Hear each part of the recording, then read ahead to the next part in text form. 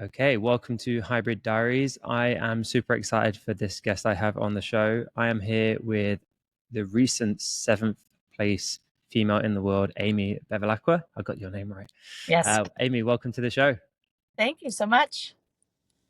Amy is over in the US, so it's early morning for her. We're over in Dubai, and it's the more in the evening, or nearly 12 hours apart. I think 10 hours apart at the moment. So I'm just closing up shop and getting ready to go home, go to bed. And Amy is just starting her day over in the US. She's just dropped the kids to school. Amy, I'm gonna dive straight in then. So obviously, you just recently finished seventh in the world in Hyrox. We were actually there in Nice, so we were watching you. I don't think you saw us, but we were watching you, and it was really inspiring to see. Um, Yeah. Obviously, I want to dive into Hyrox a little bit later, but I really want to talk about you to start with. What are you all about? What is your history? How did you get into sport? Has sport always been your thing?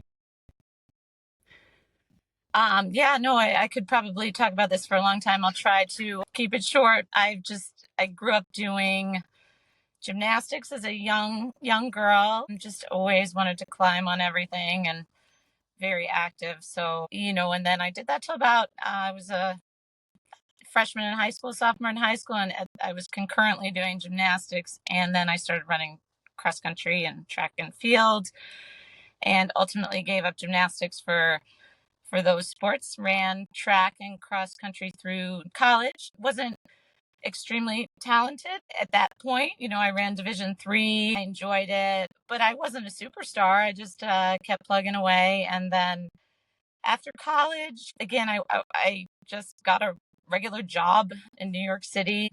Was sitting in my cubicle. I would run to work and from work, and occasionally run the loop of Central Park on the weekends, sometimes rollerblade, sometimes ride my bike, jumped in an occasional 5K, but was not a competitive athlete, seriously competitive athlete in my 20s. Then I got sick of working in New York City, started teaching flying trapeze at Club Med for a few years, ended up in a circus in Japan, flying on the trapeze.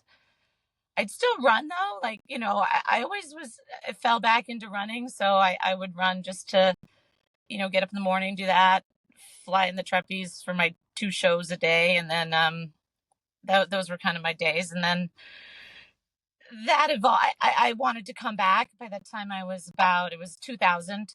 So I was like 27, 28. I was like, okay, I think it's time to get back to the real world. But by then I had learned, like, I just had too much energy and too much drive for athletics to ever have a desk job. So I wasn't going to go that route no matter what.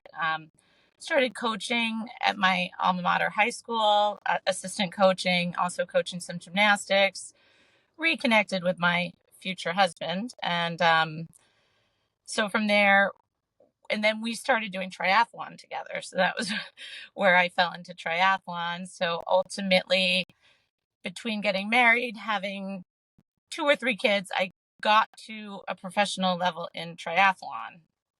Again, I wasn't tip top because swimming was a weakness of mine. I didn't like it and I wasn't very good at it, but I did make it to the pro level, had some success. I won the New York City Triathlon, which is an Olympic distance. It's not an Ironman or half Ironman, but I podiumed there 3 times, won it once, mostly on the strength of my bike and my running. But Nice. that was, that was probably one of the peaks of my athletic career. And that didn't happen till 20, I think I won it in 2013.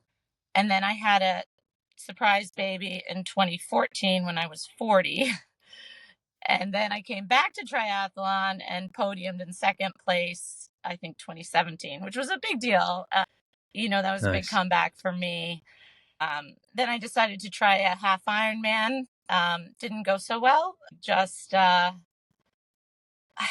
swim was just, it put me too far back. I had been injured.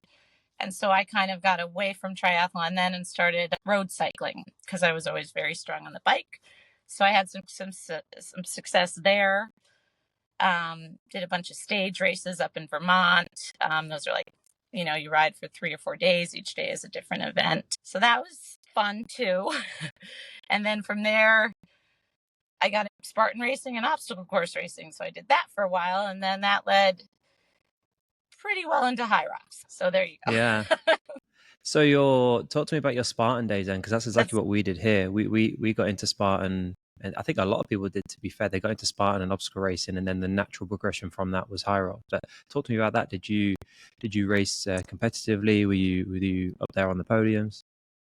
yeah, no, I I loved it for a while. I started my first one was again, I think 2017. I did a sprint in Tuxedo, New York with my son, who was I think just old enough to compete at that point, maybe 14. I don't know what the limit is, but so I think I came in second in that. I was a master by then. So I podiumed right away just on the strength of my uphill running. Downhill running wasn't so great and the obstacles were pretty easy there. So I didn't have a problem with them in the sprint. My next one I think was a super. I did the Boston Super. Again, it was pretty run intensive because the course was full of mud, but I still remember I think I was in second place, and the last obstacle was the monkey bars, and I fell because they were further apart than they were. I was like, oh my god, and all these people around me were just like, this is nothing, like, why did you fall? So I definitely was not great at the obstacles. My grip strength wasn't, I hadn't worked on grip strength since I was a 14-year-old gymnast. There was no reason to, but I did like it. And then I qualified through those. I qualified for the 2017 race in Lake Tahoe. I don't know if you Nice. ever went to that, but that was a doozy. Like every obstacle was like a double. It was like twister with monkey bars in the middle and then another twister. The Hercoist, I mean, I never had a problem with Hercoist, but it was awful. They had ape hanger at the top of the 9,000 feet, and I made it to the second to last rung, fell in the water. Then my race was over. The wind was whipping. You had the barbed wire crawl, and then you had this simple one where you just climb up and grab the rope and go over the top. The ropes are hanging, but the ropes were so short, so I'd run up the ramp and I couldn't reach the rope. So I was there for like 20 minutes. My son was there. He had a stress fracture, so he was cheering me on, and I was like in tears crying. I was like, I'm too cold.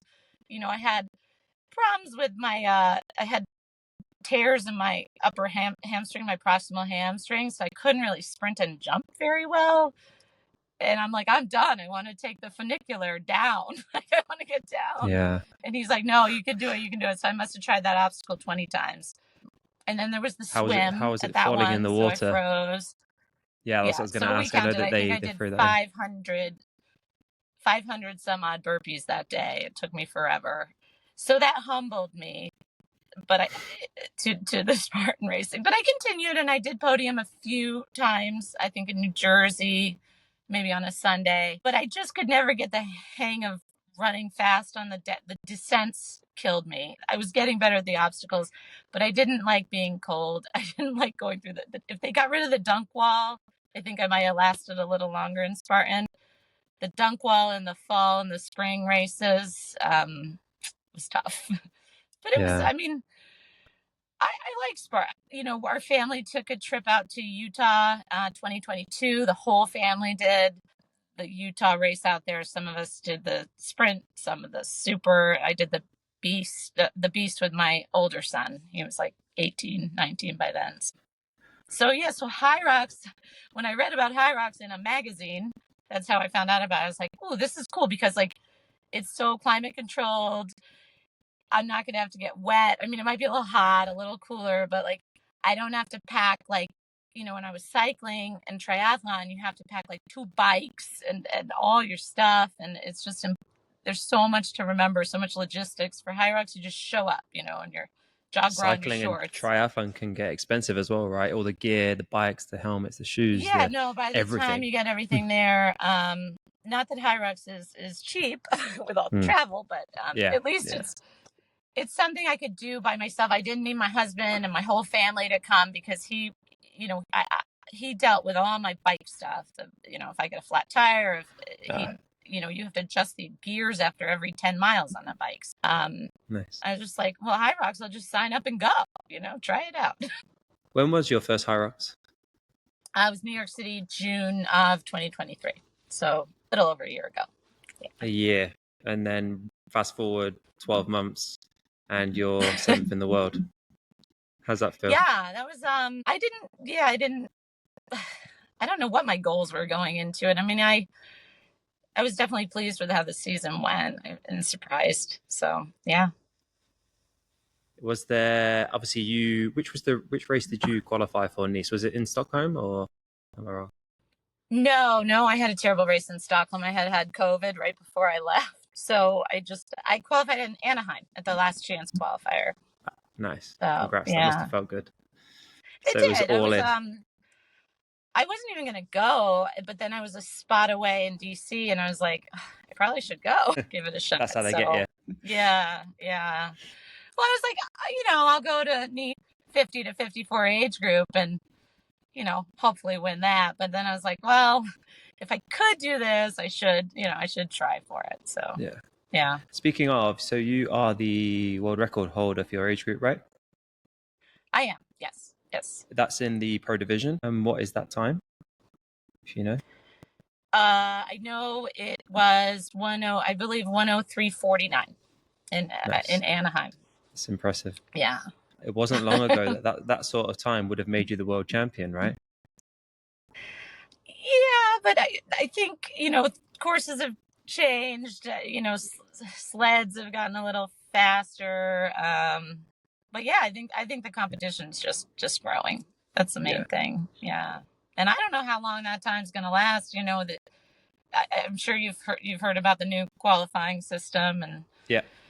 I've seen that. everything. So yeah, so I have to figure out what I'm going to do. I'd like to get both my times under 104 because there's currently a ton of women just between 104 and 105, and I'm sitting 104 high. So yeah, trying to get fit for maybe Toronto. And have you got any other races you got your eyes on? Yeah, well, Toronto, I'm thinking if I can, see if I think I can aim for 104. If my fitness is there, I'll definitely do that. It's a quick trip from New York City. It's like a 2-hour plane ride. So, it makes a difference. I mean, traveling to Europe I feel like it takes, 5% of your performance out of you, or at least me, between the travel and the lack of sleep and just being a new place. I mean, I'm in Europe. I can't find a cup of coffee bigger than 4 ounces. Like, what's going on? Even sleeping in a different bed to your own, right? It can make a big difference. People underestimate not sleeping and being relaxed in your own bed if you're not used to it. Yeah, I just I had a hard time between Anaheim and Worlds. That whole month, I was toast. The whole month of June, I just was like, oh my God, I don't know what my body went through. But so I was glad, even though I didn't perform, my time in Nice was not great. I was proud of what I was able to achieve, knowing that my body was kind of wiped out. I don't race. I don't like to race more than every 5 to 6 weeks during the season. Like, that's close enough for me. So that turnaround was 3 weeks. Plus it's a long flight. Even from New York, it's 6 hours. Yeah. We flew a budget airline because I took a couple of my kids out with me. So, and we took a red eye back. So, it wears on you, but how was the whole spring though was great. It was so much fun. And how did you find the course in Nice? Obviously, like I said, we were there, and even we were just spectating there this year, and we were hot. Like we live in Dubai, we live in the Middle East, and it's hot here, so and we're used to heat, and the venues here are hot. But that venue in Nice just seemed very hot. Maybe it was the number of people there. But how did you find the heat? How did you find the course? Do you think it played to your advantage? Is it hot where you live?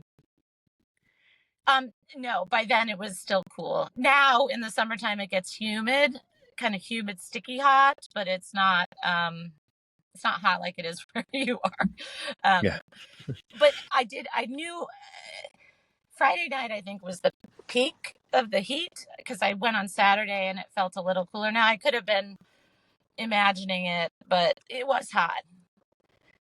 But that wasn't the main problem for me. The main problem was the wall balls in the sensors. I was freaked out because in the meeting earlier in the day, we got to practice and I was missing the target like Oh no. fresh, you know? And I'm like, oh, shit, like if I can't hit this damn thing like tapered and like fueled up and hydrated, how am I going to hit it tonight? So I think it got in my head a little bit because it was tough. Like it was this little dime of a sensor. The same wall balls that I was hitting in Anaheim were counting there, and a lot of them weren't counting for me. And I just, I definitely let it get in my head. As far as the Yeah. heat went, I am always very careful to stay hydrated, bring my own bottles with electrolytes. At the elite races, you're allowed to leave your personal water bottles on the little table. Yeah. So I didn't have to carry them with me, but I did grab them. I took my little shot blocks, and I didn't go out. I didn't go out with the other girls in the beginning because I knew they'd go out super fast. And I know that I can't do that. And even if I tried, it's not worth it. Over time, I've discovered that, you know, especially in an hour-long race, it's silly to just go kill yourself in the first 2 laps. So yeah, so you just have to get over the ego part of it. Like if you watch the coverage, like the first lap, I'm like maybe a good 40, maybe 30, 40 meters behind everybody else, the whole field. So, Yeah. but it is just, it's gratifying to know that in the end I was able to get in the middle of the field. And frankly, I was in the middle of the field by sled push. So it doesn't, people go out so hard and then they pull back so quickly that I don't know. It's just not my thing. Yeah, there's a lot of talk about this. That does it make sense? I mean, there's some strategy to it. I know with other athletes that I know that Sandy and Alex went out hot in the men's and on purpose, right? That was strategical. What's your strategy when you race? Then is it like a bit of a ease into it? Do you have a strategy on the stations? I mean, I understand why Sandy, and Alex went out hot because they're the top of the heap. They can maintain that. If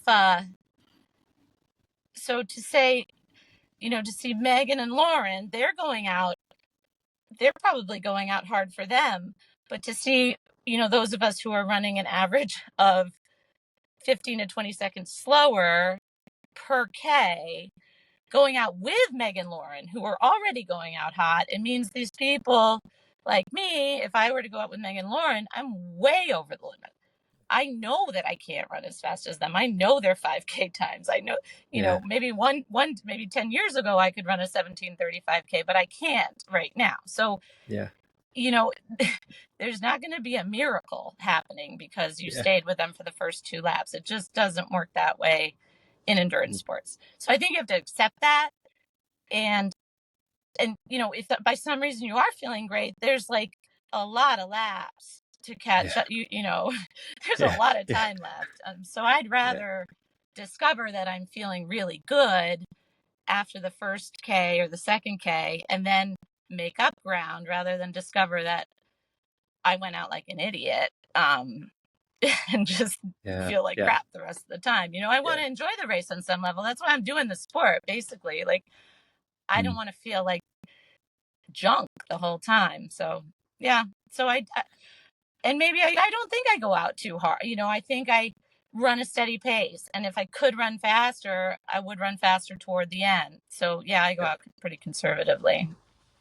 And Amy, what does your training look like for Hyrox, or what is it looking like now? Obviously, I'm guessing you took a bit of downtime after Nice, enjoyed it, and are you back to training? No, as I said, after Nice, it's just this buzz, you just like so pumped.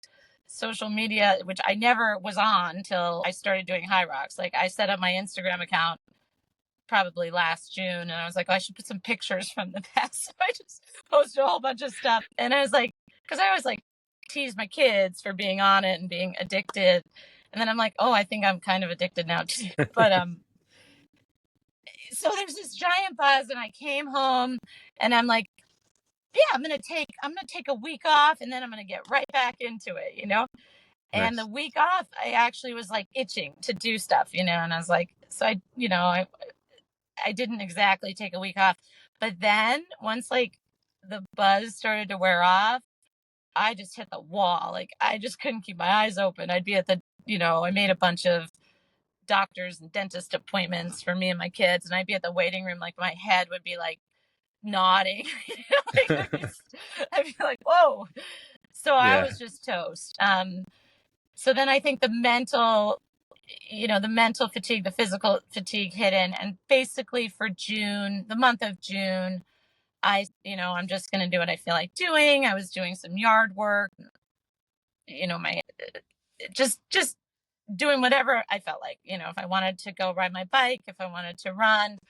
And then beginning of July, I started adding some structure back, some intensity in my running, but mostly I started out just doing hills, doing far, like nothing kind of benchmarky, nothing on the treadmill where I knew like, okay, 2 months ago I could run this, 1.5 mile repeat in this time.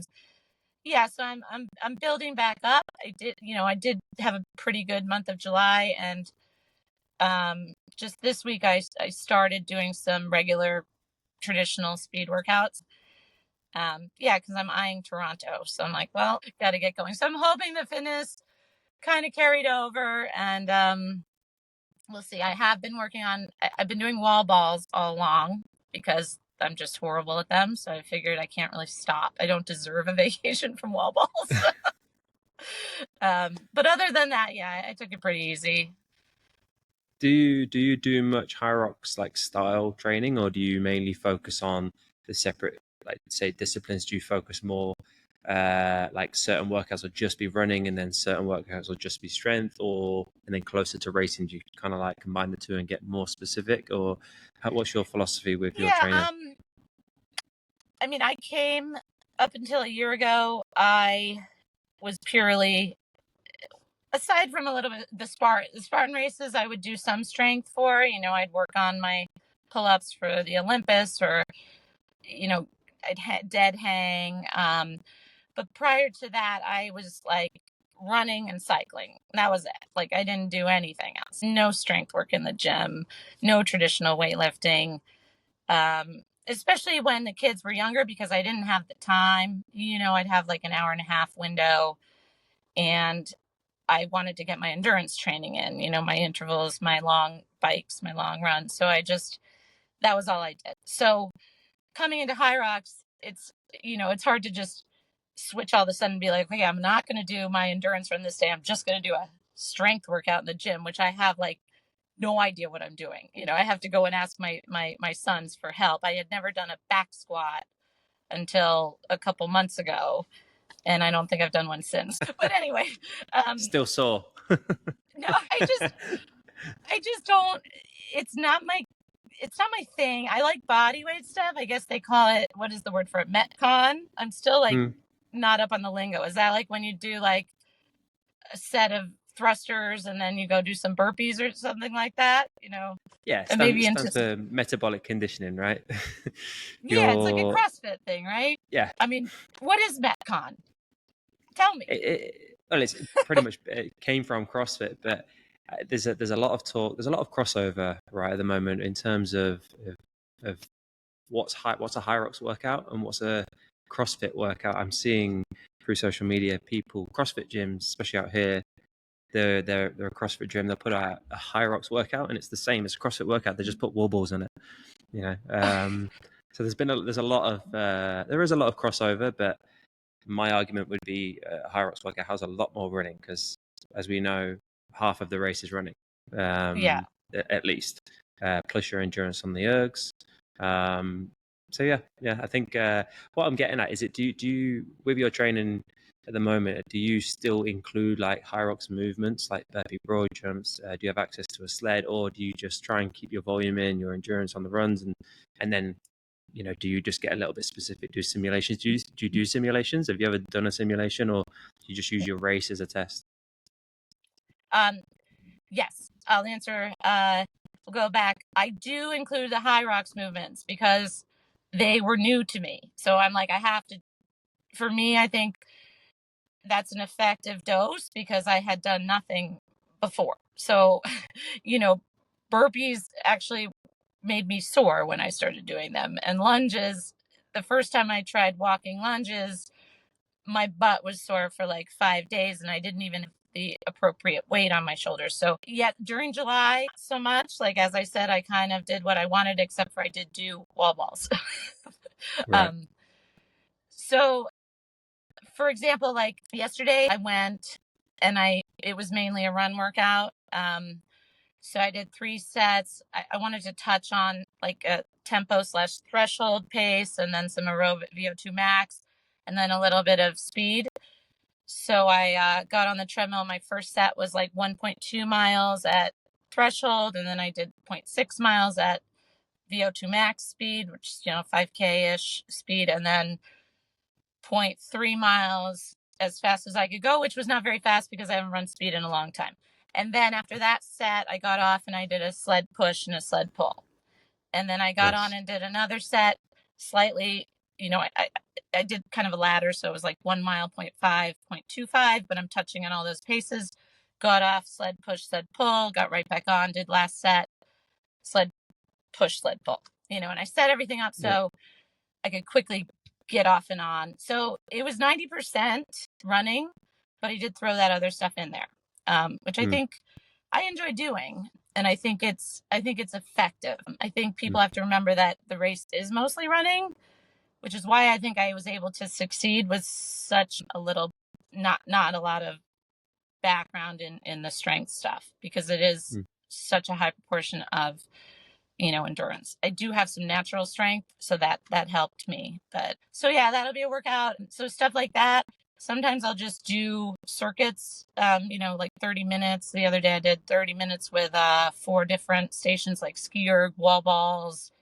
I did toes to bar just for fun. What else did I do?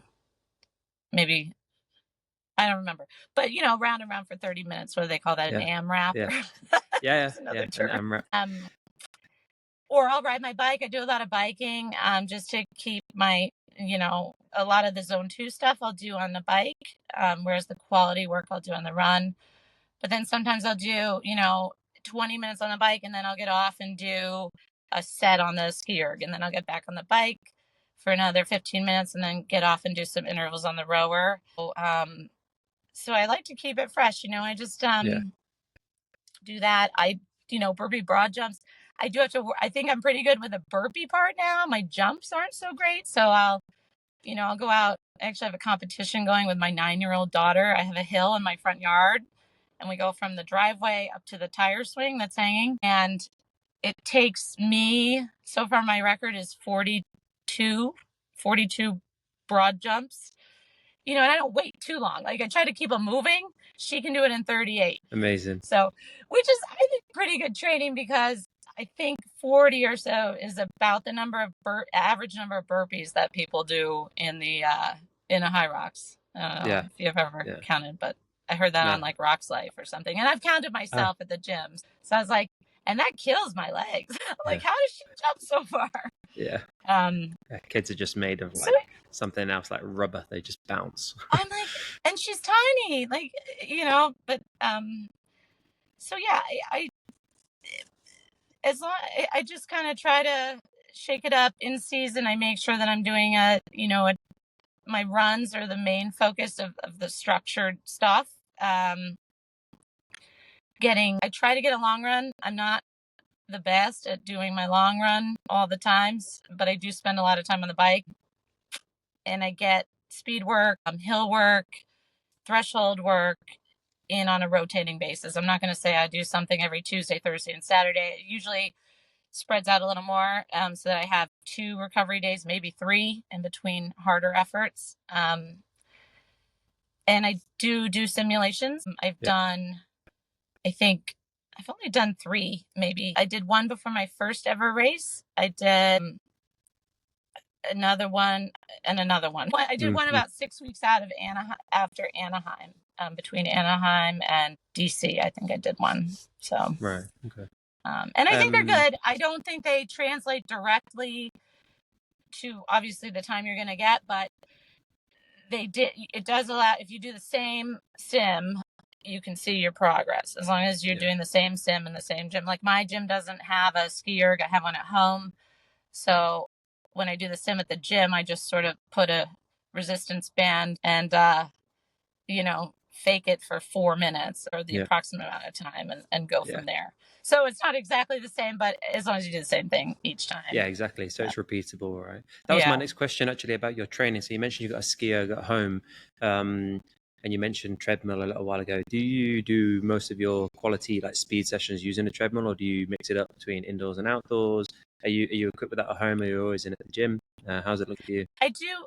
Yeah, I do most of my quality stuff on the treadmill at the gym. My home treadmill broke. It stopped suddenly.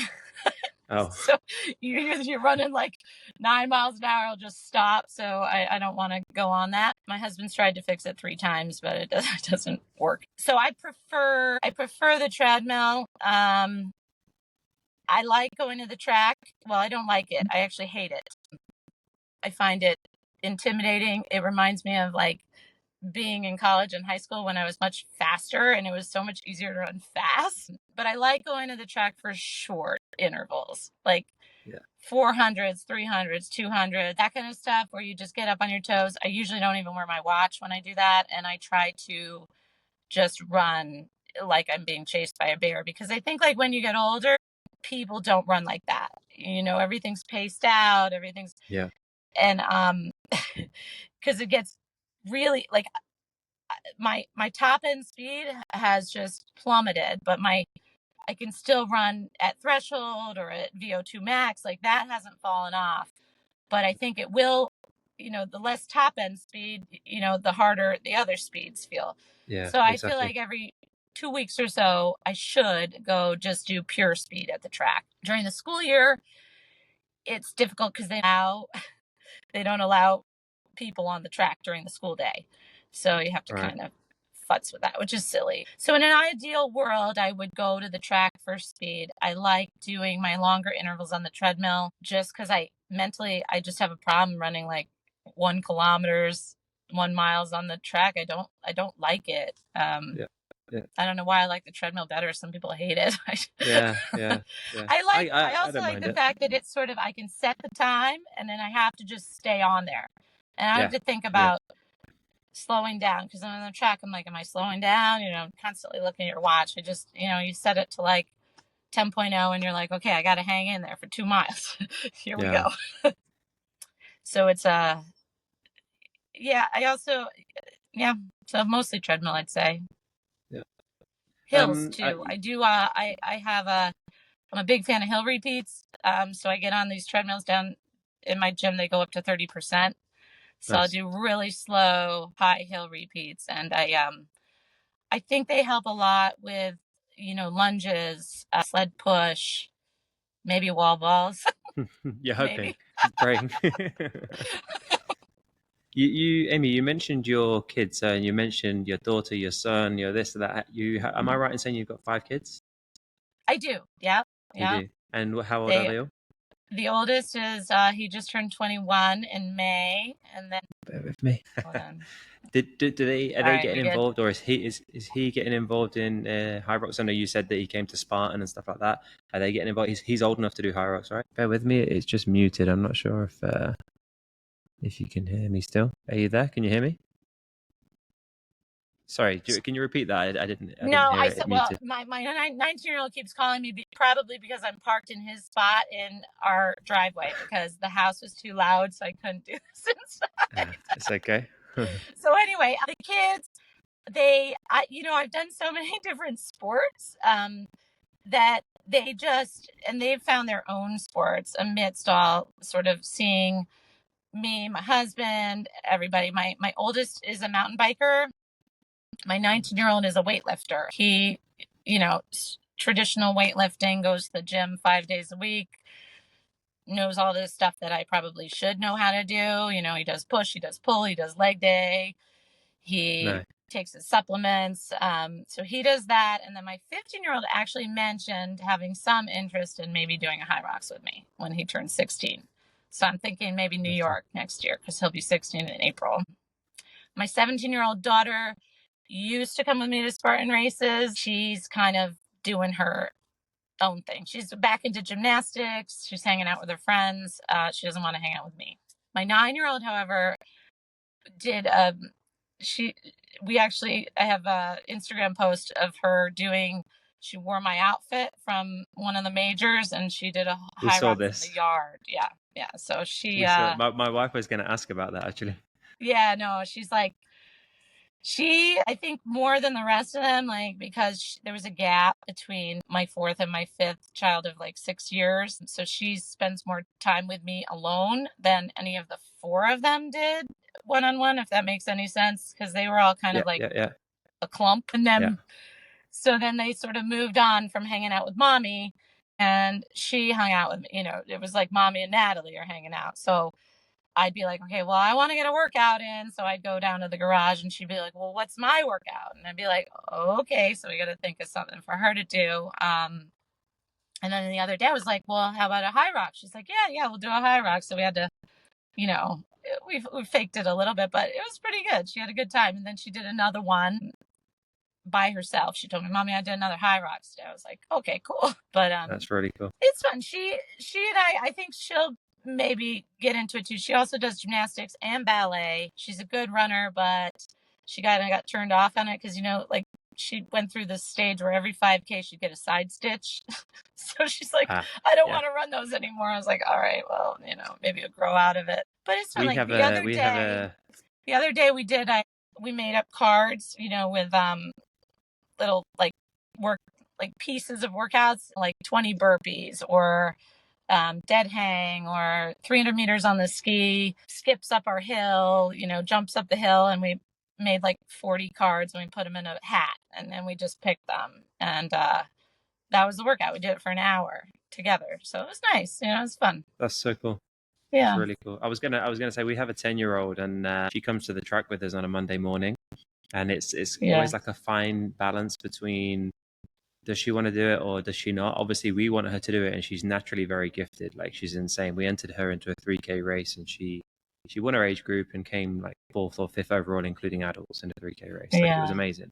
So she's naturally gifted, but there's a fine line that we're trying to learn. Like, does she want to do it or not? We don't want to force her. We want it to be something of her choice, so that then she will, if she wants to do it herself, then she's going to do well at it. So any advice on that, would you say? Have you experienced that with any of your kids? No, it is tricky. Yeah, I mean, as you said, it's like how much of it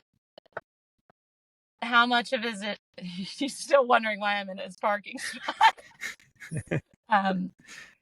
Yeah, there's influence, and then there's pushing, and then there's feeling like, my mom will actually, we live with my mother, and she'll be like, well, she's only doing it because she thinks you want her to.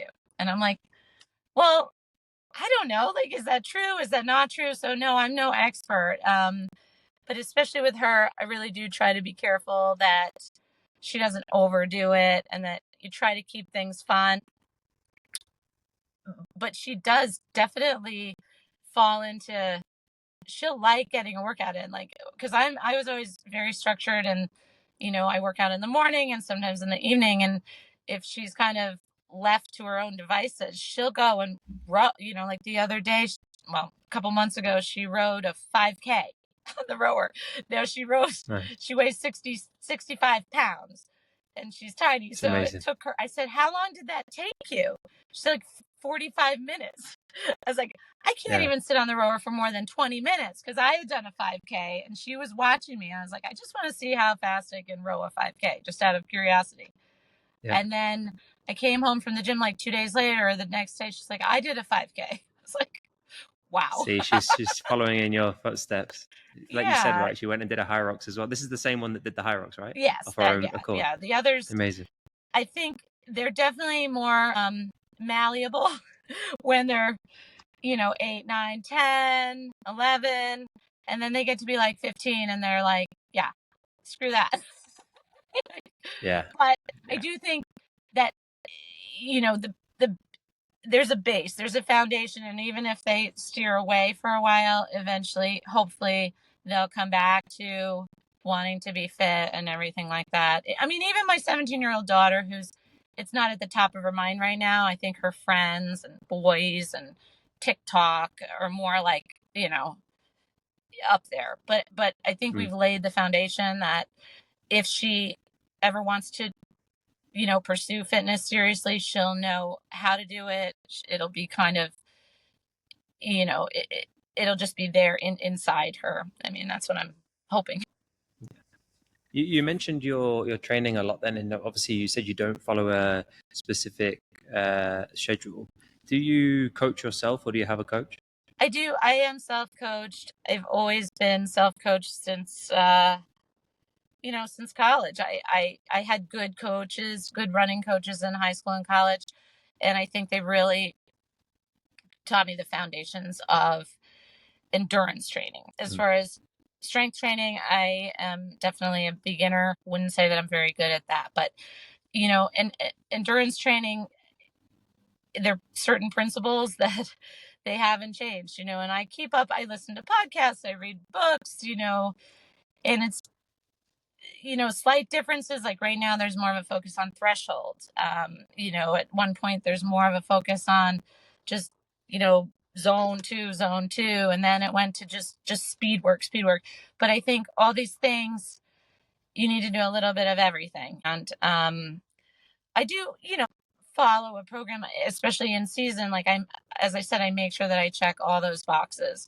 They may not be always in the same order. Like if I have a pulled muscle, and I don't feel like I can go fast that day, I'll do hills, or I'll get on the Stairmaster, or I'll even do my intervals on the bike. But I pretty much know what I have to do. Yeah. Yeah. And I think a coach would basically tell me those things, keep me accountable for sure. By the same token, I don't know that I always want to be held accountable to a coach, because, I think to have longevity in something, it can't be overwhelming. It can't be like 100% all the time. And I think you have to sometimes allow yourself to wake up and say, today's not the day for this workout. And you don't even know why, but you just, you can't do it. And you'll do it tomorrow, or you'll do a different workout. So I don't want to feel like, here's my program, and if I don't stick to it, it's going to mess something up. I think that's part of why, I don't know. I mean, I would love to have a coach, frankly, but is it worth the money right now? Is it, why do I need one? I do think they're helpful, but at the stage I'm at, I don't know that the improvements would be enough to kind of balance the other things out. Yeah. That's interesting. It's interesting to obviously you've got to your level based on what you know already, what you've been doing yourself, and obviously there's everybody's a Hyrox coach now, right? If they're a CrossFit coach or a running coach, they became a Hyrox coach because Hyrox became popular and they saw something in the market. And it seems like there's a lot of people just doing the same thing. But one thing I think is overlooked, and it kind of falls into what you just said about waking up one day not feeling like that workout and knowing that that's okay. But if you're following a program or following what a coach has given you, there's that pressure there, and people don't understand the mental load of that. And it seems by just talking to you, you're quite relaxed about things. Like you're relaxed about, okay, if I wake up on this day, I don't feel like doing this hard workout, I'll just do an easier workout, or I'll just hop on the bike instead, but I'm still going to train.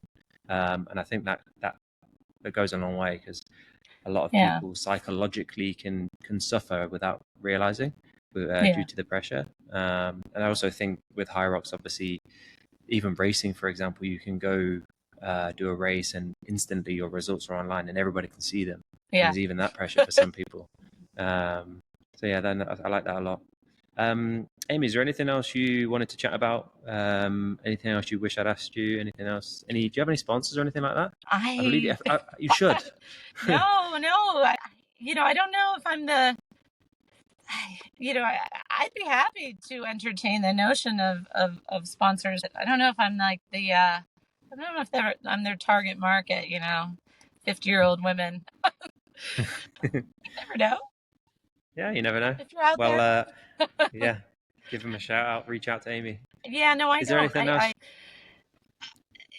The success in Hyrox was kind of a surprise to me. I mean, I thought after I left triathlon, and I didn't go very far in Spartan racing, like basically, I thought I was going to be doing this not at an elite level, not where I'd even have the chance of getting sponsorships or being on podcasts like this. It wasn't on my radar screen. not that I would be opposed, but it's all kind of new. And between family life and trying to keep up with training and sleeping and resting and summertime when the kids are home and there's a little more to do, it's just, I feel like I'm just living the good life, but I'm not craving anymore. I don't need any more to do right now. I feel like there's a on my plate to keep me quite full. So, That's awesome. yeah, Really nice no, to hear. that's about it. I feel like I covered it. I Last just, question I from me think then. a lot of people ask me, how do you do it? You're so old. I mean, I think my one piece of advice would be just consistency and trusting that your body is stronger than you think it is, And I'm not, like you said, I'm relaxed about my training in some ways, but I am also like doggedly consistent. Like, and Yeah. when I carve out my workout times, they are like set in stone to the best of my ability, barring any like, earth shattering emergency. Like, Yeah. Yeah. I think part of it is just making sure that even if at this point in my life, I do have some more flexibility than I used to, and I'm very grateful for that. But even people who have, an hour and a half, 45 minutes, I think the point is over the course of the week or the day to figure out when your time is and then just push everything aside and don't allow anything to interfere on that, because if you allow it to, it will, and then days will go by and it's just you can't keep your fitness up. And I also never took any real extended breaks. I never said, I'm gonna take a year off. Even when I was pregnant, I always visualized, like, from the moment I got pregnant, I was thinking, okay, once I deliver this baby, where do I want to be? Nice. And it was like I tried to stay as fit as I could during the pregnancy so that by delivery I could get going again. So it was just, I maintained that consistency and time commitment, and I just never stopped. So I think once you stop, the aging process accelerates, so it's So harder to come back from it. So I just tell so the tell everybody, just keep going, just do something. yeah. You don't have to do like you don't have to do intervals all the time. You don't have to do max lifts or whatever you guys do in the gym all the time, but do something and don't stop. Yeah. Yeah, that's what I was going to say. The moral of the story is just keep going. Just keep Keep going. going. Yeah. Because you Just think keep about going. it, it's like okay, I'm 50, but I didn't turn 50 yesterday. Yesterday, it was just yesterday. So why can't I be stronger today than yesterday? And you just pile that on and you think, okay, well, I can be stronger than I was 2 weeks ago. I can be stronger than I was a month ago. So, I'm not I saying like that, it. age doesn't hinder things. It definitely makes things a little harder, and there is a decline, but I think you can slow the decline Yeah. just by Yeah. plugging away. Amy, my final question for you then. I know we spoke about your next target race. But what is your main goal for the season? Is it to try and get into the Elite 15 again with this new qualifying system? Yeah, no, I want to, because I think I can keep running as well as I did last year. I don't see any reason, barring injury, why I would slow down with my running. And I think I can improve on my skiing and my rowing, because I'd never been on either machine basically until this past January. Amazing. So they're getting better. Hopefully my wall balls will get better. So I can see improvements in those three events in particular, and I'll keep jumping up my hill. So I don't see any reason why I would slow down. I think I can. I'm hoping to be able to, maybe 103s, 104s, maybe a 102 if I'm lucky on a fast course, and if that puts me up there, then that's great. I really want to do the Vegas major. Yeah, I'd like to do that. Yeah. And by then, with the Would new you? system, the roll downs, if I get in, I'd like to do that major at least. I don't know about Amsterdam or definitely I won't go to Hong Kong. I'm sorry, Yeah. I So can't handle that was it. my next question. Like, no, Yeah, it's a long no. flight for you. Even if I got in on a roll down, I think it would kill me just the travel to get there. Yeah. So yeah, Amsterdam, and I'd have to get in on a roll down, but I think I may target Toronto and Dallas instead and try to just, because by Amsterdam, it's the first major. And if you think about it, I'm sure Meg, Lauren, Linda, all the Europeans will be there. They would certainly snag their first 3 spots. So basically, I would be going for the experience of the major, but travel to Europe again, it's expensive. And yeah, so I'd probably pass that one up as well in the hopes that I could hit a good time in Toronto or Dallas where I don't have to travel as far, no time zone change. And then that would hopefully put me in a position where I could get into Las Vegas. Unfortunately, there's a lot of races and between now and then, so you never know what times are going to be had there, but I cross my fingers, and if I compete age group this year, that's fine too. Yeah, I'm sure you'll do well. You're already the world record holder, so it's you got to hold that now. Yeah, so we'll see. Awesome. Well, Amy, thank you so much for coming on, and thanks for your time. I'll let you move your car out of the driveway so your son can park his car now. It's probably raging, isn't it? He's like, oh. My mum's famous now. She's on everything. Always interrupts. Somebody's always banging on the door. But okay. Awesome. Well, nice to meet you. Good luck in the next race. Yeah, it was really lovely to meet you. Lovely to chat, and thank you. We'll chat again sometime. Okay. Bye-bye. All right. Thanks a lot. Bye-bye.